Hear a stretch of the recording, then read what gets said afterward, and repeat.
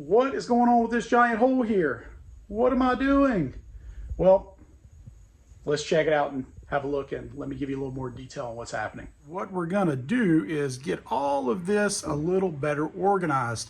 I've got a mess over here, mismatched shelves, trays sit on the floor, apparently just things missing and paint that needs to be touched up. So let's talk a little bit about all this.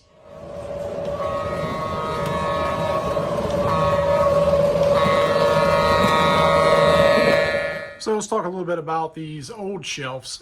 So the one on the left here was the first one I made. And if you look closely at the spacing between the shelves and look at it compared to the right side here, both of these are mounted basically at the same vertical position. I screwed up the spacing pretty bad. And when you compare these two, this shelf here has 3 additional levels versus the one over here. So already I'm losing a lot of storage space. So as we look over here, this space here really wasn't being utilized. It's just above my safe. Ignore a little bit of dust and dirt just from the off season. We'll get that cleaned up. But much better utilization, because I could have put the shelving coming a little further over here, but I can't really get back here because of the depth of this anyway. And realistically, I'm not really screwing around with this too much anyway. I've proven all this out already from last year. I know everything works. Occasionally I may have to reset the power supplies, but otherwise this should be more than adequate to be much better use of sort of this dead space over here, and now frees up this area to allow more storage. So back over here, as you can see as well, I have quite a few items that are kind of still in the boxes because, again, I've just run out of room, don't really have anywhere to put them. Didn't want to put them in the back where I store the empty boxes. Pretty much come to the conclusion I need an upgrade bad. So now that we've got this space open, I can run shelving all the way across. I can better utilize the space, learning my lessons from screwing this up. So what are we gonna do? Well, Mr. Trains to the rescue. So this is what we're upgrading to. This is MrTrain.com's train shelving. They offer these in O scale, HO. What's awesome about these are they're very, very sturdy. They're nicely constructed where you can see here the wheels go, perfect spacing. They're low profile, so allow you to get many of these within a certain area. They're not taking up a lot of space. As far as the thickness here, you still want to maintain, they recommend 5.5 to 6 inches as far as height between the different shelves, just to be able to get the train engines and cars in there. They are clear anodized, so that means with any elements, dust, dirt, any water, hopefully you're not anywhere near water, but it won't stain it, it won't corrode it. Lightweight. I mean, this here, maybe this shelf is maybe 2 pounds at most, which is nice because then, you know, you're not putting a whole lot of weight on your wall or your wall studs. And they are just a very clean solution. As you can see, bam, one-handed, car is on there. And if you look, it just gives a nice clean appearance. Very thin, you can see everything on there. So I have a total of 33 because the wall spacing over here between this edge and that edge is 12 feet. They sell them in 4-foot sections. So 3 pieces per level, and I'm planning to do 11 shelf levels to sort of match the shelf here. So that should give me an awesome amount of space to store more inventory, but as well, now I can have full length trains and I don't have to break it up like this beautiful Class J in my Norfolk Western set of cars here. I can hopefully have these run all the way down one shelf, and they're much more neat as far as appearance, but also keeping these sets together, which I think is important. So let's walk through a little bit of how these install. So looking at a little bit of what we're going to need to get this project done. First thing, a nice level. This one here is a 4-foot, which matches the length of the shelf, so it should give us a very accurate reading. A drill bit, in this case I'm using a 3/16. Stud finder, screws. I'm personally going to use these nice wood screws I got from Lowe's. They are 2 inches long, so not only for the thickness of the shelf, thickness of the drywall, should get at least a good 1.25 inches or so embedded into that stud, so we have a nice firm grip in there. It's where these trains are not going to go anywhere. We have our driver for the screw, whichever you go with, whether your own or ones from Mr. Train. Make sure you have that as well. This one actually is a T20, which fits the head of the screw. I personally like these better than Phillips just because you get a much better grab and grip on that head for driving it where you're going. And a pencil to use to mark those studs that we found for our stud finder so that we know where to drill the holes in the shelving, what the spacing is going to be, so that we can lag those bad boys in. And just like that, all of the old shelves are gone. I've repainted this wall. Next step now is to find the studs, and that can be easily done with one of these guys right here, as we showed earlier, the stud finder. And so what we'll do is we'll come over to the wall. We're just going to pop this bad boy on here, and the little button on the side here is to turn it on. So now I'm just simply going to run this along the wall in your direction I choose to find that stud. And as you can see, already I'm starting to pick up on the edges of one. And as I keep scooting over, right there, bam, center. Nice thing about this particular one, it gives us a nice little arrow, shows us exactly where the center of that stud is. All we have to do is make a mark, and then we'll know where that stud's at. Now, generally your studs are going to be 16 inches on center, 24 in some houses. One thing you can look for is outlets, and on one side or the other is going to be a stud. If you don't have something like this, from there you can measure 16 in either direction. Sometimes you can put a small nail or screw in here and see if the stud is on one side or the other. But these here are relatively cheap, and they're good to use around the house, so I would definitely recommend to use one of those. All right, so we've talked a little bit about finding the studs, where they're located on the wall with our stud finder. We've used our pencil, we've made our marks. Now we want to determine exactly where we want to space these shelves. And this all depends on what you want to do, where you're putting it. You know, many different options here. I've seen people just have a row of them stacked up, some people staggered. Just depends on the number of shelves that you've bought and how your layout is in your particular room. For me, I'm going to basically try to center it up between the edge here and where the safe is at. Just like before, we had pretty much 12 feet between that. So fortunately, that's a very even number for me. 4-foot sections on the shelves, put 3 side by side. But with that, being as these studs sometimes are starting off at different places on the wall, you know, depending on what the layout is, where the doors are, things like that. In this example, right here is the first stud. So what I'm going to do is take a measurement and see where that is in reference to where I'm going to put the edge of the shelf. So I don't want to butt it right up against the door frame. So I'm going to give myself about 1 inch. And then when I mark, or look at the mark rather, I see I'm at 4 inches. So what that's telling me is where I need to drill the first hole on the first shelf. So with that 1 inch, where I want the edge of that shelf from the door, that means I need to put my first hole 4 inches from that edge. And then from there, being as all my studs here are roughly 16 on center, I can just mark that shelf from that first hole 16 inches over and put as many holes as I can for that 4-foot length. Once I have that, I'll just continue the process. I'll mount that shelf, look and see where that first mark is for that stud, and measure from there. Now, if you do find, for whatever reason, a few studs are not exactly 16, I would measure with your tape measure where those are. Take note of that measurement. That way you can drill your shelves correctly. Once you have that first shelf drilled and mounted, you'll know for all the rest of them, if you're just simply going to stack them, such as myself, where you need to drill those, and the process will go pretty quick from there. So once you determine where your studs are, you also want to then determine what height you want to space your shelves, and that's all going to be based on how many shelves you have bought, of course, and your configuration. For me, I've already measured and figured basically from the top to bottom I have about 5 feet to work with. So from there I can divide that very quickly by 10, and that puts me at roughly about 6 inches between the shelving. So that's pretty quick and easy, but you also want to factor in just what that spacing is between shelves. As I said earlier, they recommend between 5.5 and 6 for O-gauge trains.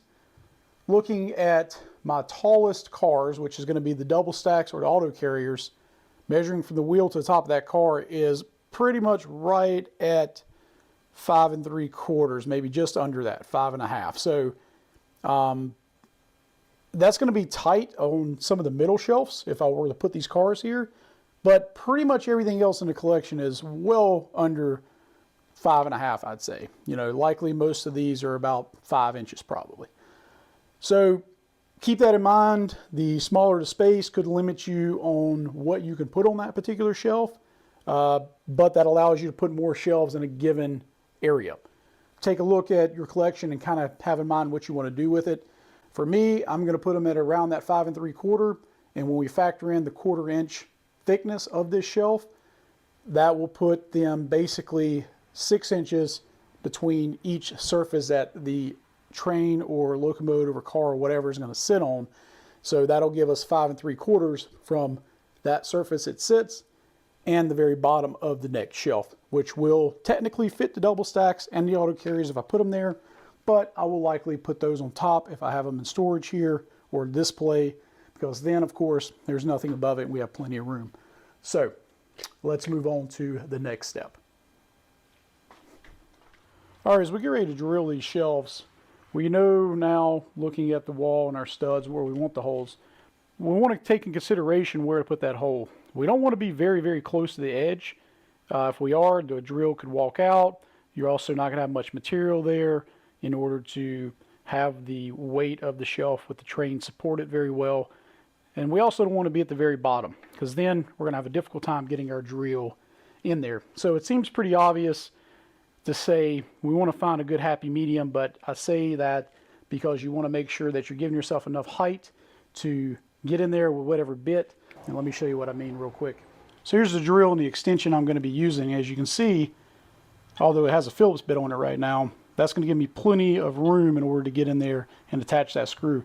Otherwise, with the large chuck, if I didn't have that extension, I'd be way up in here and no way I'd be able to get it. So you're going to be drilling at an angle like so, and it's just going to be scratching this up.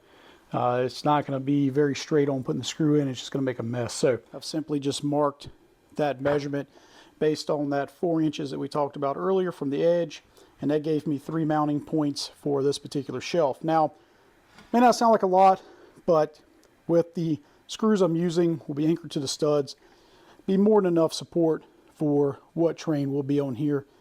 And as well, when we go to connect these shelves, I did opt and would recommend for the connectors that Mr. Train does offer. This will then help tie these edges together and the next mounting hole there, and it will combine this shelf to give it a little more strength. As well, if there's any very slight variance in where you mount these as far as the height, shelf to shelf, that'll help compensate a little bit that. So I do have here an old piece of wood. What that'll help do is when we're drilling through this, it won't dig into my workbench or whatever surface you're going to be on. And so I'm going to set it here. That way that flat surface is on the back and we have the most support as we're drilling to support the workpiece so that it doesn't flop around on us when we're going through. So when you're doing this, you know, take your time. This is aluminum. It's very soft to cut with the drill. It won't dull your drill bit out. You know, run a slower speed. Take your time so the drill bit doesn't walk around on you. If you do have a center punch, feel free to center punch this. But with 3/16 bit, it's already small enough. As long as you take your time, don't put a whole lot of pressure on it. Let the bit do the work for you. Let it do the cutting. Shouldn't be any problems at all getting through this. As well, make sure you keep a firm grip on this. Put a little weight on it. You don't want this thing to try to whip around on you as you get towards the end of that hole while you're cutting it. So that being said, I'm going to go ahead and punch a few holes in this.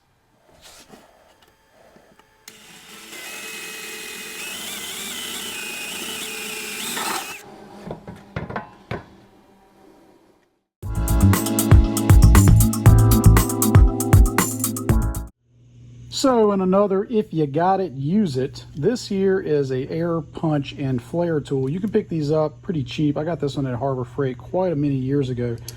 Normally this is used in sheet metal work, something in auto repair, such as putting in some holes for spot welds or making a flange for welding. But what's also cool about it is it'll automatically punch a hole in pretty much any kind of soft metal. And what's a soft metal? Aluminum. So what I can do is I've already marked here where I want that hole. Simply just align it up, make sure it's square, hit the lever, and magically a hole is there. Okay, so now that we have our shelf with our holes drilled, we're gonna go ahead and mount the first one. I'm gonna start mine pretty far at the bottom, but again, maximizing storage space. Down low, likely just have some random rolling stock, so not too concerned about that. It definitely is out of sight line, but we'll have all the cool stuff up top. So basically going to set this up against here, again with that 4 inches from the edge. And you're not gonna be able to see it on camera, but I do have those studs marked down here. So what I'm gonna do, basically line up my holes. So I'm gonna put in my first screw.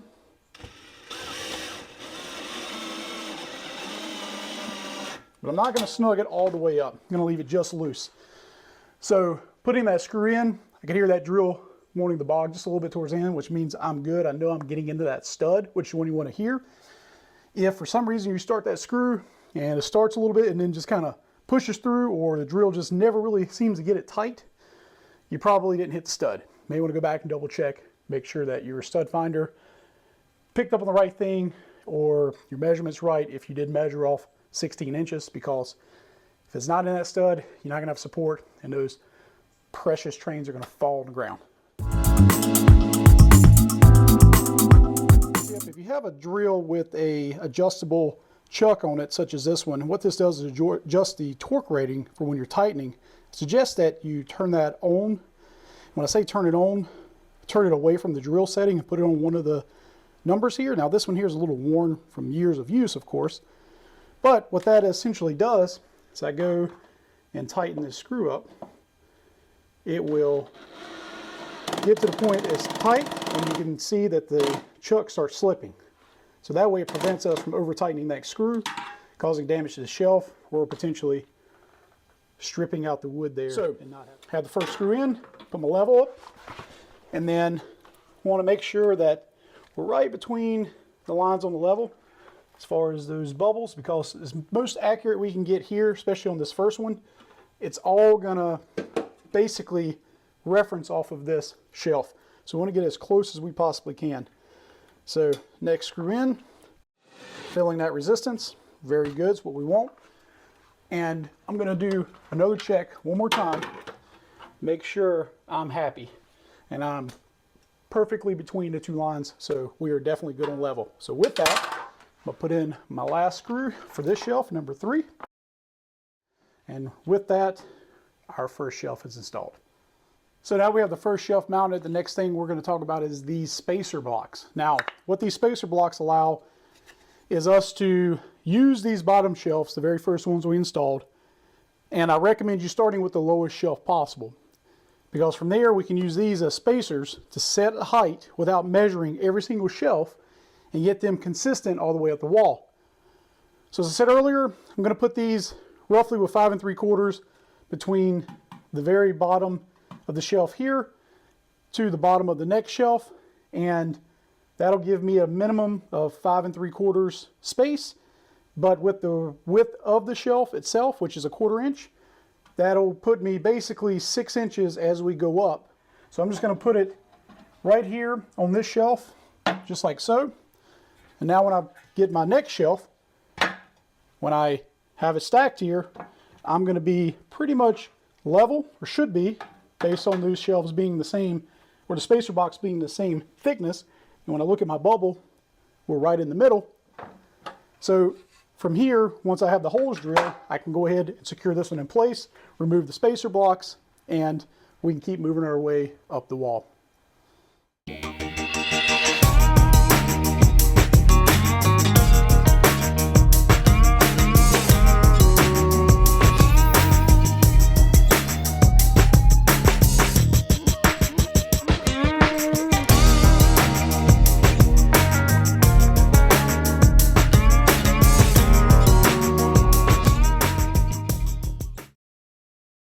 Now that all our hard work is done, we can take a view at this shelf in its completed form. Here's one of the connectors that brings the two edges together. Definitely a clean look, lots of strength. And as we take a look out here, we can see all of those gorgeous trains mounted up on the wall. Beautiful colors. Definitely a big difference from what we had before. Lots of disorganization, trains everywhere. Here is a much cleaner, more efficient design and look. And as well, can keep a complete train on one shelf where you can see it all in its gorgeous beauty. Couldn't be happier how this turned out. If you enjoyed the video, please subscribe. Give me a comment with any questions. And also for all my viewers, MrTrains.com has given us an awesome discount code. Type in GizmoTrains05 whenever you go to the website. If you go to purchase any of these shelves, you'll get 5% off. Go check them out. You will not be disappointed with what you get. Do you have a hobby shop and interested in selling some of these at your store? Mr. Train will also set up a wholesale account. Give him a call or an email and mention Gizmo, and he'll hook you up with a great price. Thanks again for watching. We'll see you next time. Bye-bye.